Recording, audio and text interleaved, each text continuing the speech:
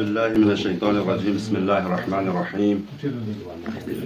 الحمد لله رب العالمين، والصلاة والسلام على الرسول المسدد المحمود الأحمد المصطفى الأمجد حبيب إله العالمين أبي القاسم مصطفى محمد. اللهم صل على محمد وآل محمد واللعنة الدائمة على أعدائهم من الآن إلى قيام يوم الدين. أما بعد، فقد قال رسول الله صلى الله عليه وآله وسلم: شعبان شهري ورمضان شهر الله. وقال رسول الله صلى الله عليه وآله وسلم: حسين مني وأنا من الحسين والمحمد وآل محمد صلوات. اللهم صل على محمد وآل محمد وعجل فرجهم. سب سے پہلے اعیاد شعبانیہ کے حوالے سے آپ تمام حضار کی خدمت میں، ثانیاً تمام مجتہدین اعظام بالخصوص رہبر انقلاب حضرت آیت اللہ خامنہئی، ثالثاً فرزند زہرا دوران یوسف حضرت بقیت اللہ العظم کی خدمت میں ہدیہ تبریک پیش کرتا ہوں۔ اس کے بعد مختصر فضیلت کے ایک دو جملے عرض کر کے زحمت تمام کروں گا۔ جیسے کہ یہ جو حدیث سرنامہ کلام میں عرض کیا ہے، دونوں مشہور و معروف ہیں، سب جانتے ہیں، آپ علماء کرام ہیں۔ شعبان شہری و رمضان شہر اللہ۔ پیغمبر اکرم صلی اللہ علیہ وآلہ وسلم ارشاد فرماتے ہیں: شعبان شہری، شعبان میرا مہینہ ہے، شعبان منسوب ہے مجھ سے، و رمضان شہر اللہ، اور رمضان اللہ کا مہینہ ہے۔ رسول خدا یہ ارشاد فرما سکتے تھے ربی اول شہری، یعنی ربی اول میرا مہینہ ہے، نہیں کہا شعبان شہری، شعبان میرا مہینہ ہے۔ کیوں؟ رسول خدا جانتے تھے ربی اول میں ایک محمد آیا ہے اور شعبان میں محمد بار بار آیا ہے، اسی لیے رسول خدا نے ارشاد فرمایا شعبان شہری، یعنی شعبان میرا مہینہ ہے، اور رمضان شہر اللہ، اللہ کا مہینہ ہے۔ آپ لوگ سمجھ گئے ہوں گے میں کس عظیم ہستی کے بارے میں عرض کر رہا ہوں، کیونکہ شعبان میں یکم شعبان سے لے کر تا 15 شعبان تک ولادتیں ہی ولادتیں ہیں۔ ربیع اول کو اپنا مہینہ نہیں کہا، کیونکہ خود محمد ایک آیا ہے۔ شعبان میں محمد بار بار آیا ہے، کبھی حسین ابن علی کی شکل میں، کبھی عباس کی شکل میں، کبھی زین العابدین کی شکل میں، کبھی مہدی موعود کی شکل میں، بار بار۔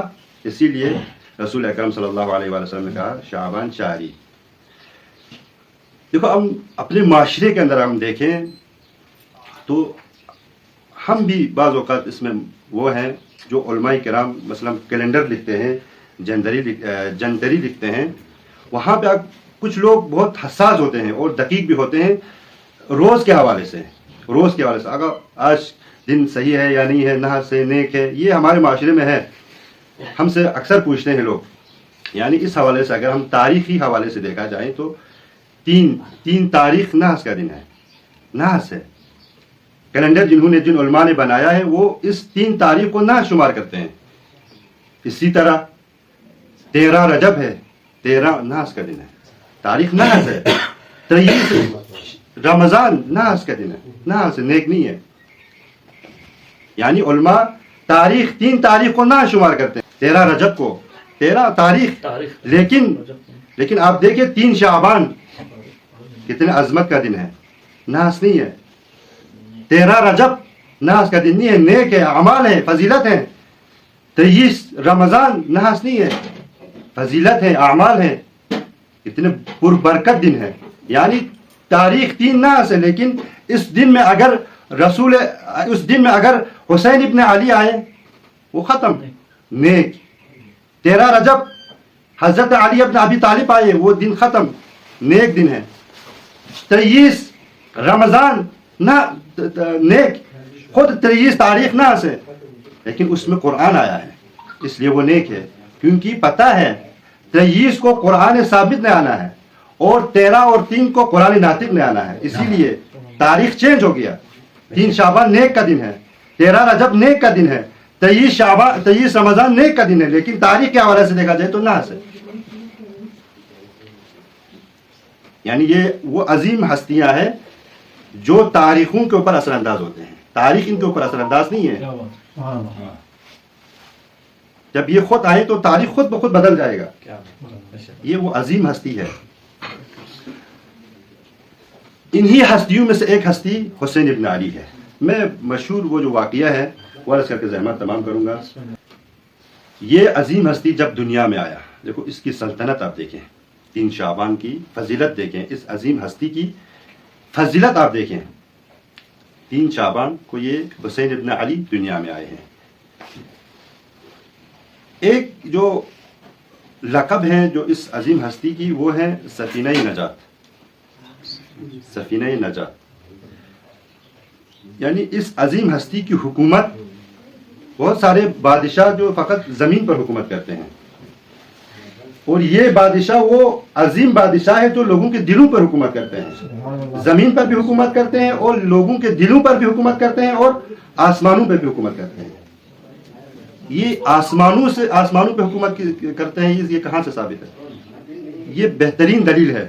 دیکھو جب یہ عظیم ہستی 3 شعبان کو دنیا میں آیا ہے تو فطروس جیسے ملک کو اس نے آزادی دی, شفا یابی دی.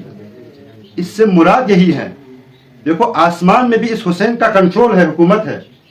آسمان کے اس مجرم کو آزاد کیا ہے. جب یہ حسین ابن علی اس دنیا کو چھوڑ کر جا رہے ہیں تو زمین کے مجرم کو آزاد کر کے گئے. اس سے پتہ چلتا ہے حسین ابن علی کی سلطنت آسمان پر بھی ہے اور زمین پر بھی ہے. فطروس یہ مشہور واقعہ ہے, آپ سب جانتے ہیں. میں معذرت کے ساتھ تکرار کر رہا ہوں اس کو. 70,000 ملائکہ کے ساتھ ایک دن جبرائیل 70,000 ملائکہ کے ساتھ زمین پر آ رہے ہیں. فطروس کا حالت آپ بہتر جانتے ہیں, ترک اولا کیا تھا. بعض کہتے ہیں فرشتے ترک اولا نہیں کرتے ہیں, لیکن ہم شیعوں کا یہ عقیدہ ہے کہ فرشتوں سے انبیاء افضل ہے. انبیاء ترک اولا کرتے ہیں تو اچھی جائے فرشتے ترک اولا نہ کریں. ترک اولا کیا تھا, مطلب ترک اولا دیکھو گناہ نہیں ہے, معصیت نہیں ہے. دیکھو کوئی چیز گناہ ہو جو انبیاء فرشتے مثلا اس کو انجام دیا ہو, گناہ معصیت نہیں ہے. معصیت ترک اولا کیا تھا, یا مثلا وہ کام انجام دیا تھا لیکن معمولی سا مثلا کوئی چیز مثلا اس طرح رہ گیا ہو, یہ سا معنی ہے. ایسا نہیں. ویسے آدم نے ترک اولا کیا تھا, گناہ نہیں کیا تھا, معصیت نہیں کیا تھا. آدم نے گندم ہی تو کھایا تھا. گندم کھانا کون سا حرام کام ہے؟ ترک اولا ہے.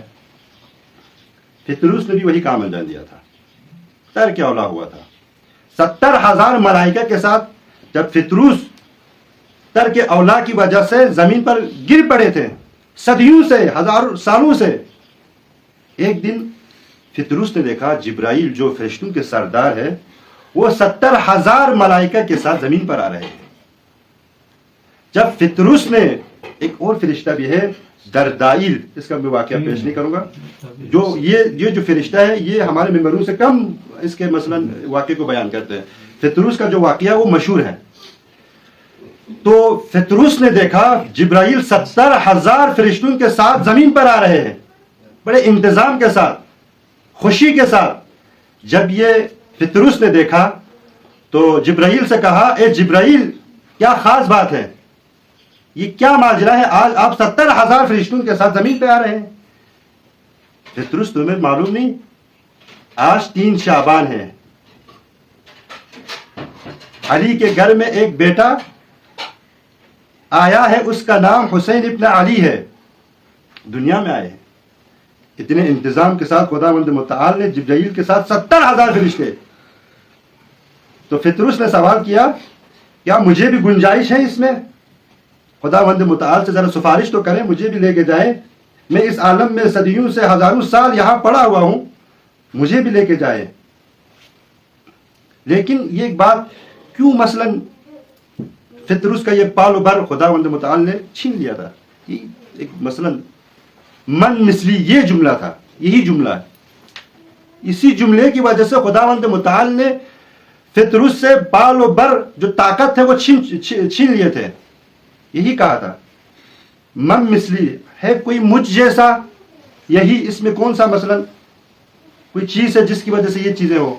من مثلی مجھ جیسا کوئی ہے. ایک غرور تکبرانہ ایک جملہ تھا. اسی وقت خداوند متعال نے فطرس سے بال و بال چھین لیے, زمین پر گر پڑے. بہت صدیوں سال رہے یہ فرشتوں کا یہ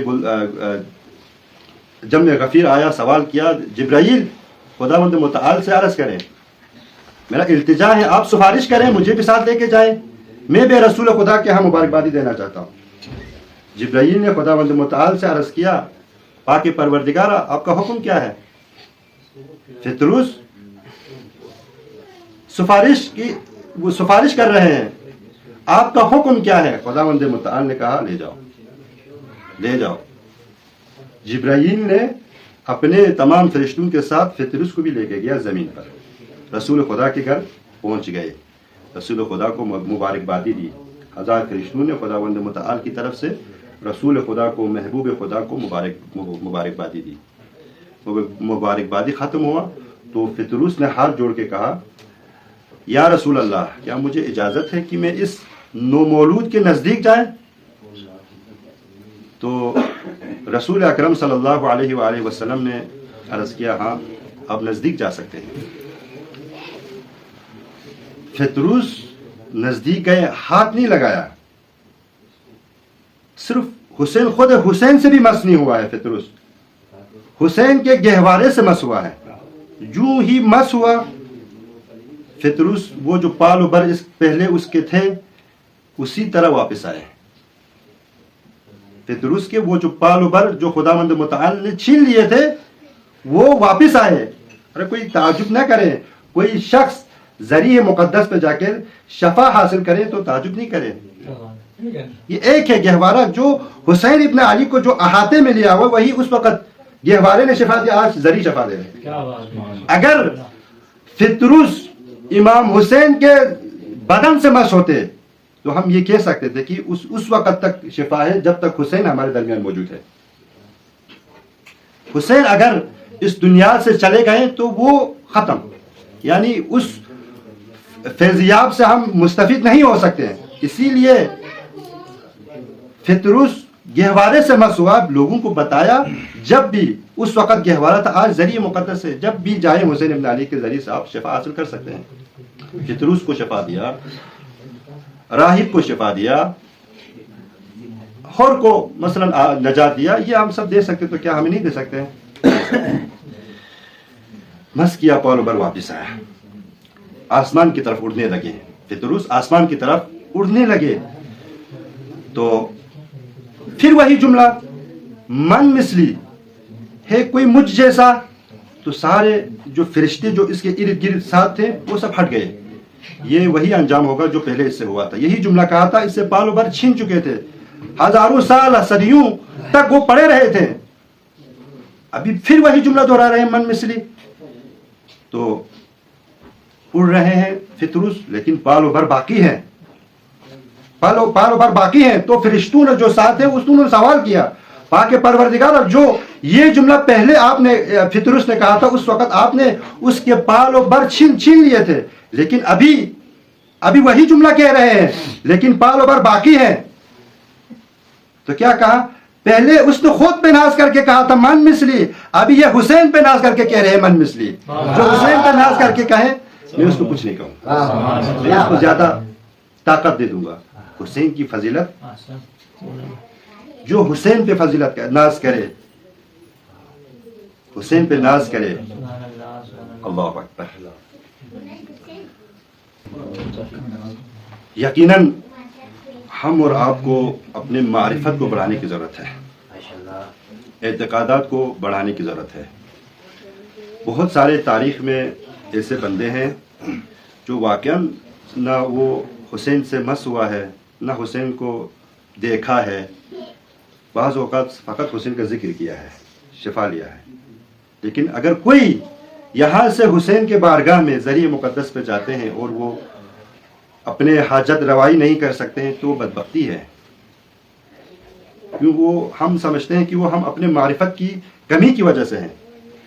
جو حسین کے درگاہ میں جائے اور وہ شفا حاصل نہ کر سکے یا اپنے حاجت کو روا نہیں کر سکے تو بدبختی ہے.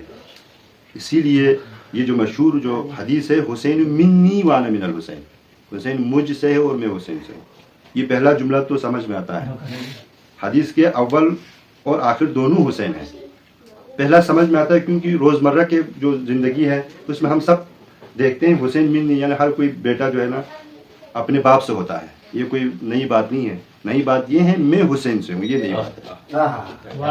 یہ بہت مشکل بات ہے، یہ سخت جملہ ہے، وزنی جملہ ہے. یہ میں حسین سے ہوں، میں حسین سے ہوں. اگر کوئی عام بندہ ہوتا تو ٹھیک تھا، پھر بھی ٹھیک نہیں ہے. عام بندہ بھی ہوتا تو مشکل ہے. اگر یہ ہم کہیں کہ اگر وہ بندہ مشہور ہے، ترقی یافتہ ہے، وہ اس کے معاشرے میں کشور میں نام ہے اور اس کے والد کا کوئی نام نہیں ہے، وہ کوئی مشہور نہیں ہے، دولت مند نہیں ہے، اس کے پاس علم نہیں ہے، مشہوریت نہیں ہے، تو ممکن ہے ہم یہ کہہ سکتے ہیں کہ وہ اپنے بیٹے کی ترقی کو دیکھ کر، فضیلت کو دیکھ کر اپنے آپ کو اس کی طرف نسبت دے سکتے ہیں. لیکن یہاں پہ تو عجیب کمالات کے محور موجود ہے. مشہور دنیا میں رسول اکرم محبوب خدا سے بڑھ کے کون مشہور ہے دنیا میں؟ علی ابن ابی طالب سے بڑھ کے کون مشہور ہے؟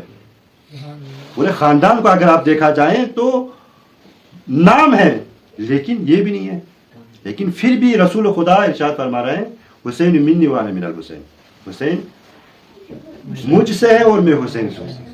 کمال حسین دیکھیں. یہ جملہ جو حدیث ہے یہ کوئی گھر میں بھی نہیں کہا ہے. علی مجھ سے ہے اور میں علی سے ہوں یہ گھر میں کہا ہے. اتنے مجمع نہیں تھے. یہ جملہ بی بی فاطمہ زہرا سلام اللہ علیہا کے بارے میں کہا، وہ بھی کوئی عام دربار میں نہیں کہا. حضرت زینب کے بارے میں بھی یہ وہ ہے، یعنی زینب مجھ سے ہوں میں زینب سے ہوں. لیکن جب حسین کی باری آئی تو گھر میں نہیں کہا یہ جملہ، کسی عام محفل میں بھی نہیں کہا، منبر پہ آ کے یہ کہا ہے، وہ بھی مسجد نبوی میں. حسین کو کمسنی کی حالت میں اپنے ہاتھوں میں لے کر منبر پہ آ کے بلند کیا ہے. صحابوں کے ساتھ پریشان ہے صحابے.